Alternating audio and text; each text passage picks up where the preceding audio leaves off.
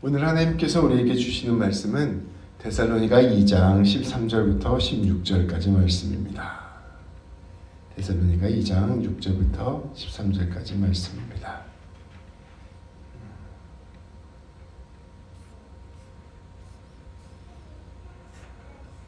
한 절씩 교독하고 마지막 16절은 다 같이 읽겠습니다.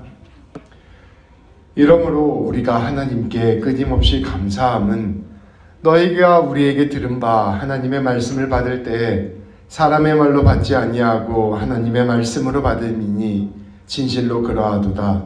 이 말씀이 또한 너희 믿는 자 가운데서 역사하느니라.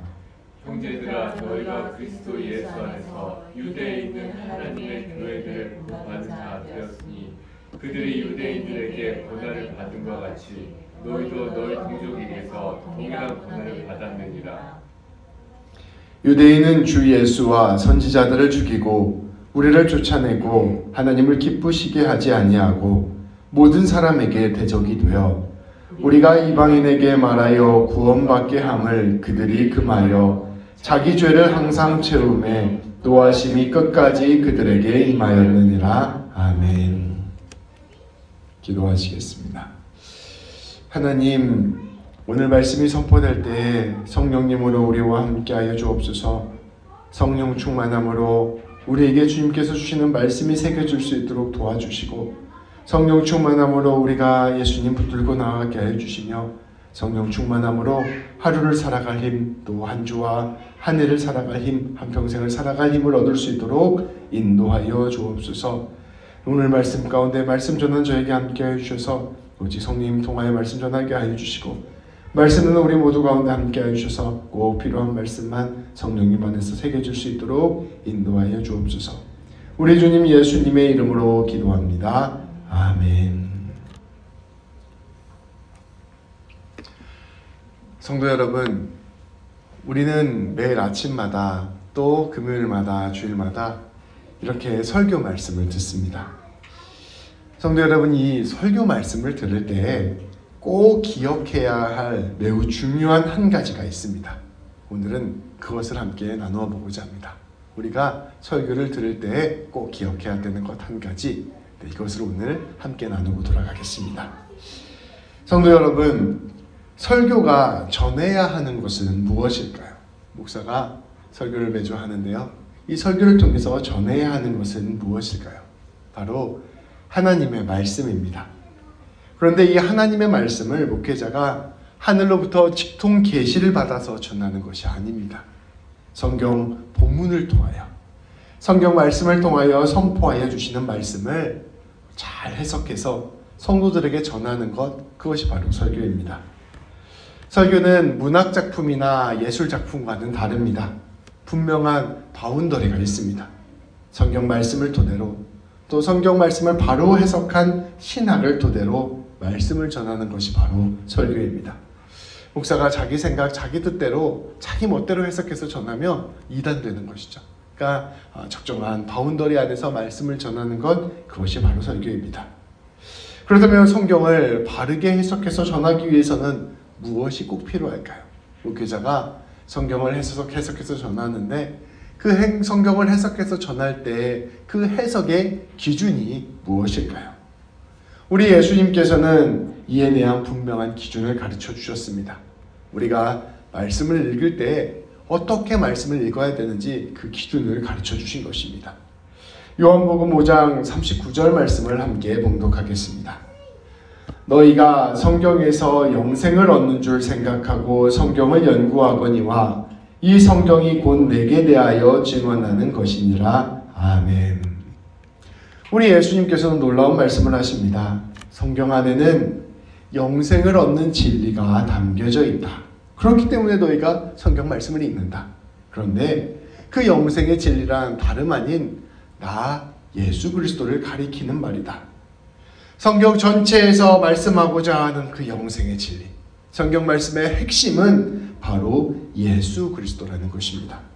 그래서 우리가 성경을 읽을 때마다 그 안에서 예수 그리스도를 발견하고, 성경을 읽을 때마다 예수 그리스도를 만나며, 성경을 읽을 때마다 예수 그리스도를 믿고, 성경을 읽을 때마다 예수 그리스도와 하나가 되어야 합니다. 성경책을 두고서 목사가 자기가 하고 싶은 말, 성경책 말 성구 인용해서 전하는 것이 아니라 이 성경 말씀을 통하여 예수 그리스도를 드러내 전해주는 것, 이게 바로 설교라는 것입니다. 성경을 읽되 그 안에서 예수님을 깊이 만나는 것입니다. 그것이 바로 성경을 바르게 해석하는 길입니다. 그러한 점에서 성경은 역사책도 아니고요, 과학책도 아닙니다. 성경은 예수 그리스도를 증언하는 책입니다. 성경 말씀을 통하여 예수님을 증언하는 것, 그것이 바로 설교이기에 우리는 모든 설교 말씀을 통하여 결국 예수님을 깊이 만나야 합니다. 이게 우리가 말씀을 듣는 이유라고 볼 수 있죠. 예를 한번 들어보겠습니다. 우리가 이사야 말씀 새벽마다 나누고 있는데요, 우리 이준수 집사님과 함께 매일 이사야 말씀을 함께 나누고 있습니다.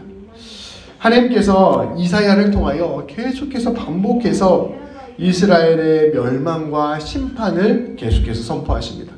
똑같은 얘기가 계속 반복돼요. 우리 같이 말씀을 들으면 알겠지만 계속해서 남유다의 멸망, 심판을 계속해서 이야기하십니다. 왜냐하면 이 남유다 사람들이, 예루살렘 사람들이 권력과 부유함만을 숭배할 뿐 하나님에 대해서는 무관심했기 때문입니다. 세상에 대해서는 빠삭한 지혜가 있는데 하나님에 관하여서는 전혀 알지 못했습니다. 예배를 드리되 형식적으로 예배를 드리고 실제 삶에서는 예배와 아무런 상관이 없는 삶을 살았습니다. 좀 더 구체적으로 말하면 연약한 사람들, 가난한 사람들의 것들을 뺏고 그것으로 배불리면서 심지어 이러한 것들을 막으려고 하는 연약하고 가난한 사람들을 죽이기까지 하였습니다. 그러한 불의와 죄악을 행했기 때문에 이들은 멸망의 길로 걸어가게 된 것이죠. 이러한 죄를 따라가는 이스라엘 백성들의 모습, 우상을 숭배하는 이스라엘 백성들의 모습을 통하여 우리는 우리의 죄악됨을 깊이 발견하게 됩니다. 아, 이스라엘 사람들이 바로 내 모습이구나. 아, 남유다 사람들이 바로 내 모습이구나. 아, 예루살렘 사람들이 바로 내 모습이구나. 이게 그들과 내가 다르지 않구나라는 것을 말씀을 통해 깨닫게 되는 것입니다. 하나님께서는 이러한 예루살렘과 이스라엘과 남유다를 심판하심으로 하나님의 정의와 공의를 세우셨습니다. 죄의 대가를 명확하게 치르는 것, 정확하게 치르는 것이 바로 하나님의 의로움이기 때문입니다. 그래서 그들은 하나님의 백성이었지만 큰 환난을 겪었고, 예루살렘은 하나님의 도성이었지만 완전히 황폐해지기까지 하였습니다. 예루살렘 성전은 하나님이 거하시는 곳이었지만 완전히 파괴되었습니다. 우상을 숭배하고 죄악을 따르는 삶의 멸망을 그대로 보여주신 것입니다. 그런데 우리 하나님께서는 이사야 말씀에서 계속해서 말씀하십니다. 그러나 내가 이들을 회복시켜 줄 것이다. 특별히 메시아를 보내주어서 회복하여 주시겠다 약속해 주셨습니다. 오늘 우리가 읽은 이사야서 32장 말씀에서도 하나님께서 메시아 약속을 하시는 것을 우리가 볼 수 있어요. 하나님께서는 예수 그리스도를 예비하셔서 이스라엘 백성과 나아가 온 세상 백성들을 회복해 주시겠다 말씀해 주신 것입니다. 예수님을 통하여 하나님의 나라가 임하게 되고 하나님을 알지 못했던 백성들이 하나님을 알게 되었습니다. 예수님을 통하여 하나님의 용서와 사랑을 깨닫게 되었고 하나님의 공의와 정의가 회복되게 되었습니다. 말씀 그대로 사막에 샘이 넘쳐 흐르고 광야에 꽃이 피고 독사구엘에 어린이가 손을 넣고 사랑과 기쁨의 나라, 화평의 나라가 예수님을 통하여 임하게 된 것입니다. 그래서 구약 성경의 말씀에 보면 결국 이스라엘 백성들의 역사요, 이스라엘 백성들의 모습이요, 이스라엘 백성들의 길처럼 보이지만 사실 그 모든 것들은 예수님을 우리에게 예비하여 주시는 하나님의 역사였음을 우리가 볼 수 있게 된다는 것이죠. 예수님께서는 결국 이 땅 가운데 오셔서 당신의 십자가로 모든 심판을 다 받아주셨습니다. 하나님의 완전한 용서와 사랑을 선포하셨고 예수님을 믿는 사람들에게 하나님의 나라를 회복시켜 주셨습니다. 하나님께서 구약성경 전체에서 하신 약속들이 있어요. 아담에게 하셨던 약속, 노아에게 하셨던 약속, 아브라함에게 하셨던 약속, 이삭과 야곱과 요셉에게 하셨던 약속, 다윗과 솔로몬에게 했던 약속, 이사야를 통하여 하셨던 약속, 선지자들을 통하여 하셨던 그 모든 약속들을 우리 예수님을 통하여 우리에게 이루어 주신 것입니다. 그래서 성경 전체는 이처럼 예수님을 향하고 있고 예수님을 가르쳐주고 있으며 예수님을 전해주고 있습니다. 그래서 우리가 구약 성경 말씀을 읽든 신약 성경 말씀을 읽든 우리는 결국은 예수님을 깊이 알게 되고 믿게 되고 받아들이게 되는 것입니다. 이제 이게 바로 설교의 핵심이라고 볼 수 있습니다. 그런데 여기에서 참으로 중요한 것이 있습니다. 제가 앞서 말씀드렸다시피 설교를 들을 때 꼭 한 가지 중요한 게 있다고 말씀드렸잖아요. 지금 그건 말하려고 합니다. 그런데 여기에서 참 중요한 게 하나가 있어요. 바로 이 모든 설교 말씀이 선포될 때 성령님께서 우리를 주관해 주셔야 된다는 것입니다. 우리 안에 성령님이 임재하시고 성령님이 충만하게 함께 하셔야 된다는 것입니다. 성령님이 우리 가운데 오셔서 예수님이 오셨다는 사실, 사실 구약에서부터죠.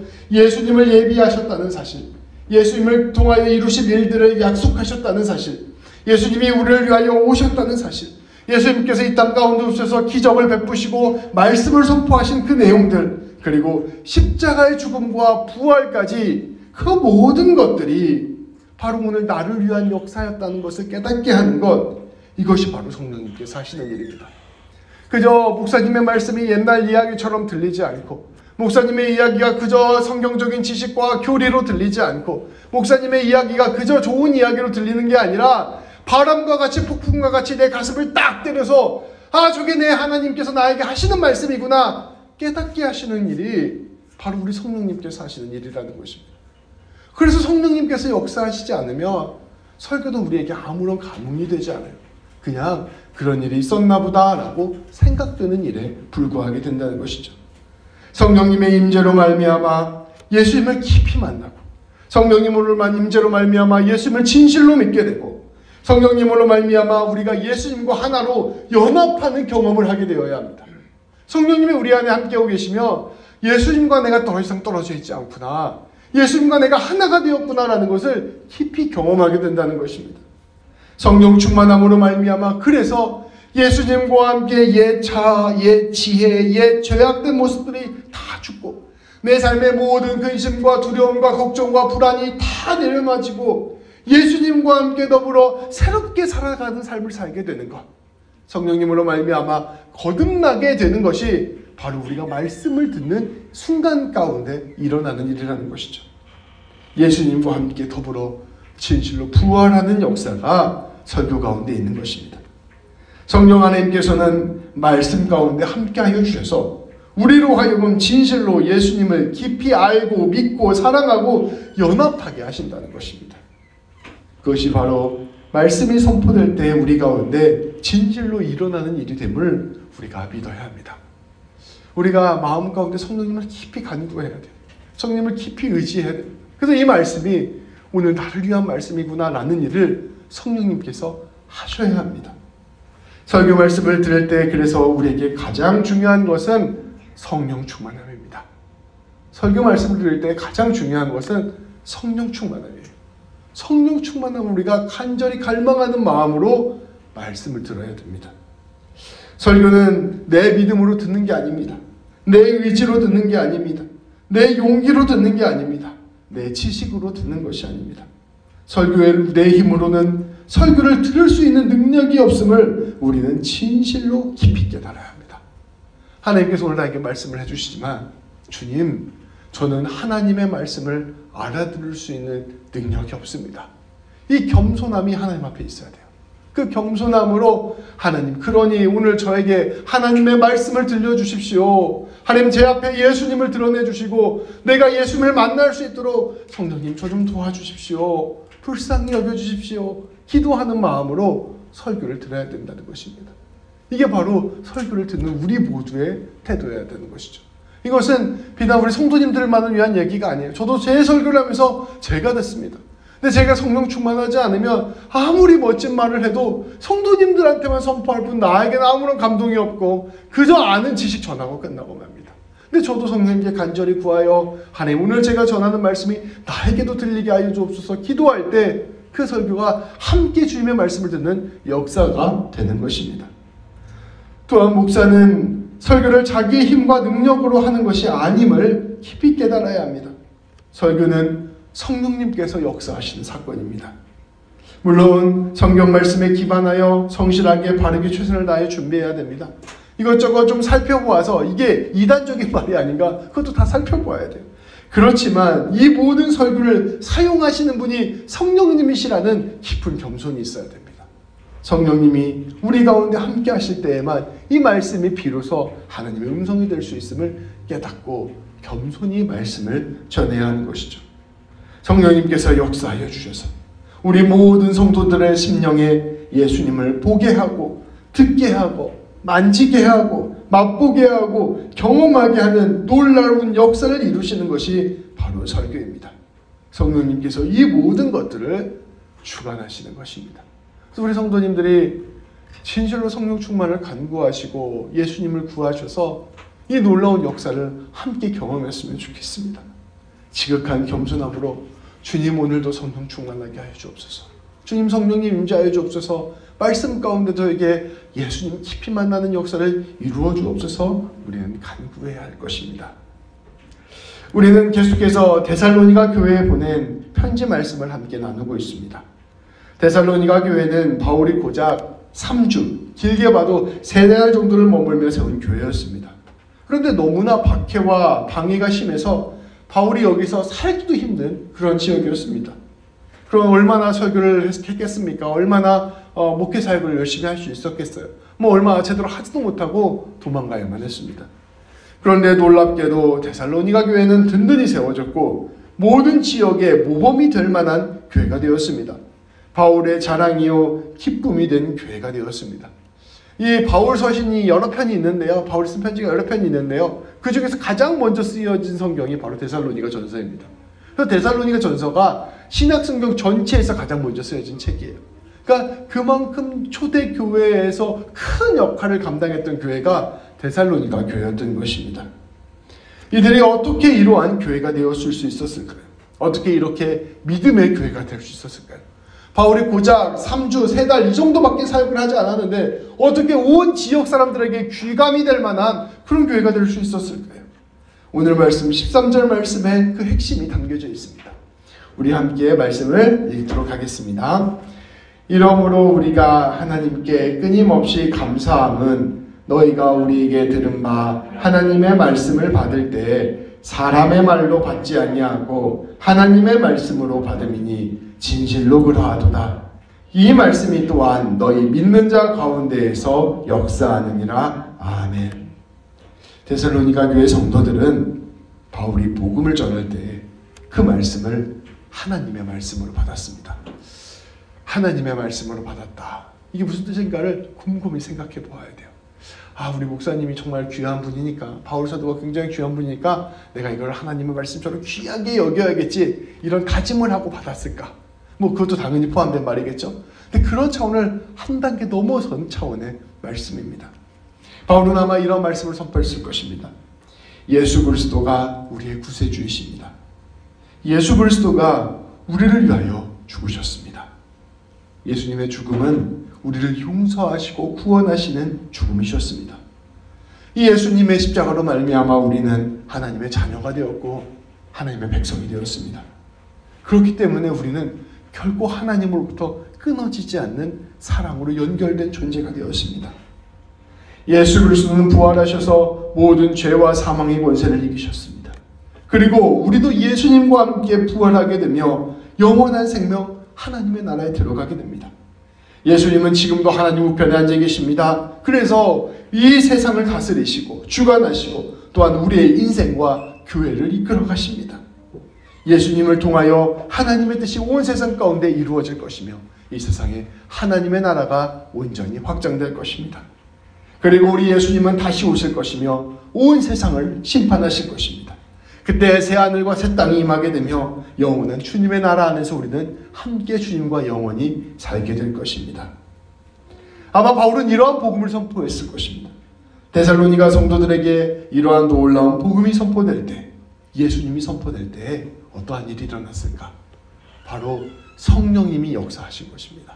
성령 충만함의 역사가 데살로니가 교회 성도들을 덮은 것입니다.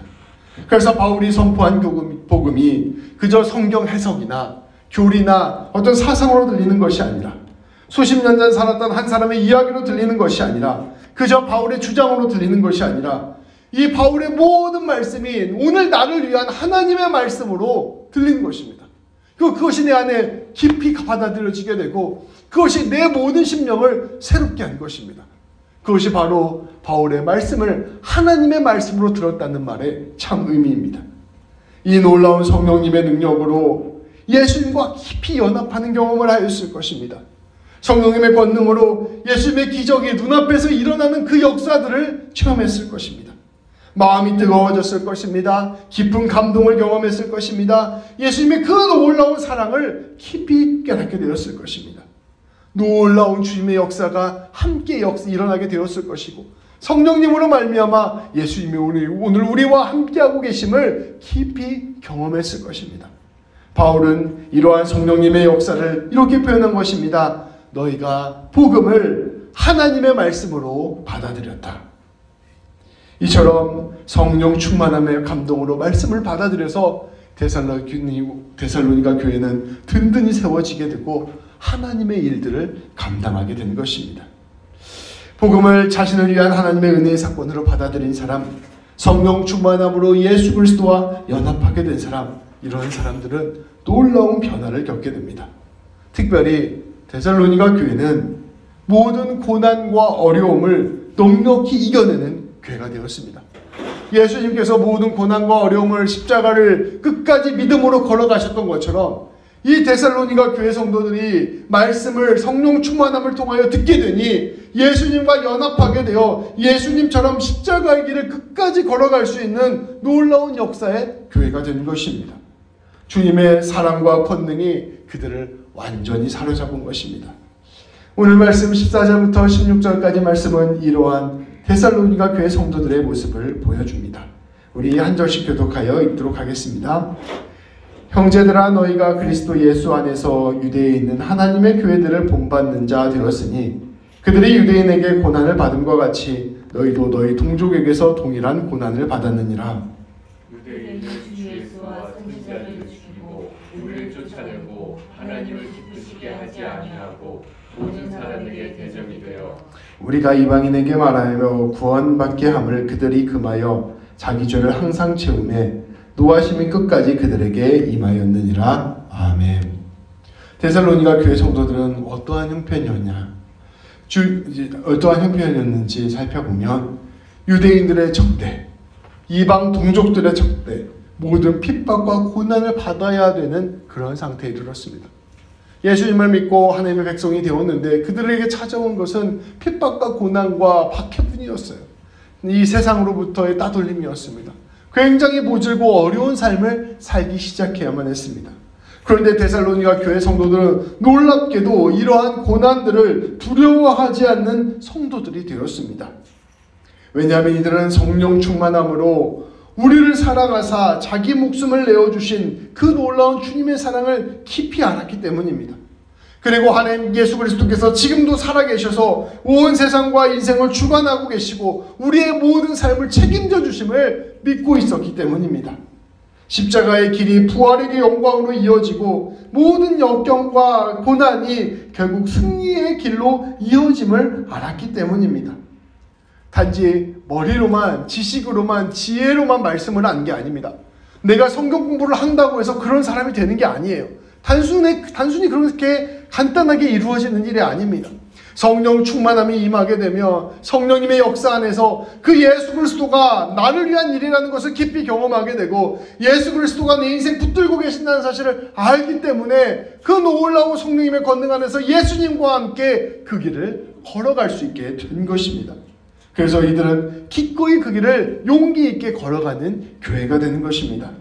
성령 충만함 안에서 진실로 예수님을 만나고 믿고 연합한 사람들의 권능이 이 데살로니가 교회에 그대로 나타난 것입니다. 히브리서 말씀의 표현에 따르면 그 믿음으로 세상이 감당할 수 없는 사람들이 된 것입니다. 귀한 성도 여러분, 이 데살로니가 교회 성도들의 모습이 바로 우리 귀한 새벽교회 성도님들의 모습이 되기를 소망합니다. 그리고 저의 모습이 되기를 소망합니다. 우리가 말씀을 들을 때마다 그저 오늘 설교 듣는구나, 내가 오늘도 은혜 받아야지, 이런 차원에서부터 한 걸음 더 나아가서 주님 나에게 성령 충만함을 허락해 주셔서 이 말씀을 통하여 예수님을 깊이 만날 수 있도록 나를 붙들어 주옵소서 간구하는 우리 모든 성도님들 되시기를 소망합니다. 이게 이 데살로니가 교회 사람들은 특별한 사람들이야, 초대교회 사람들은 특별한 사람들이야, 그러한 기적들과 역사를 경험한 사람들은 특별한 사람들이야, 이렇게 생각하지 마시고 그 놀라운 역사가 성령님의 은혜 안에서 오늘 나에게 임하는 사건이구나, 성령님을 통하여 우리 주님이 지금 나에게 원하시는 사건이구나 라고 믿음으로 받아들이고, 주님 제가 그 말씀을 통하여 하나님 깊이 만날 수 있도록 도와주옵소서 간구하는 우리 모든 성도님들 되시기를 소망합니다. 설교 말씀을 들을 때 겸손히 성령 충만함을 간구하고 그리하여 예수님을 깊이 만나는 우리 모든 성도님들 되시기를 축복합니다. 그리하여 우리 성도님들이 매일매일 다가오는 삶의 문제들 앞에서 두려워하지 않고 용기를 가지고 하나님이 주시는 힘을 가지고 삶을 살아가게 되고, 더 나아가 우리의 모든 삶을 통하여 주님의 놀라운 뜻을 이루시기를 주님의 이름으로 축복합니다. 더 나아가 이 세상 가운데 놀라운 주님의 나라를 전하고 예수 그리스도의 향기를 전하는 우리 모든 성도님들 되시기를 우리 주님의 이름으로 축복합니다. 기도하시겠습니다. 하나님, 우리 밴쿠버 새벽교회 모든 성도님들, 특별히 우리 집사님들 성령 충만할 수 있도록 인도하여 주옵소서. 아버지, 오순절에 하늘의 문을 열고 바람과 같이 임한 그 성령님께서 우리 귀한 집사님들, 성도님들 한 분 한 분의 심령 가운데 충만하게 임하여 주셔서 아버지 하나님 오직 성령 충만함으로 놀라운 주님의 영광을 맛보는 우리 모두가 될 수 있도록 인도하여 주옵소서.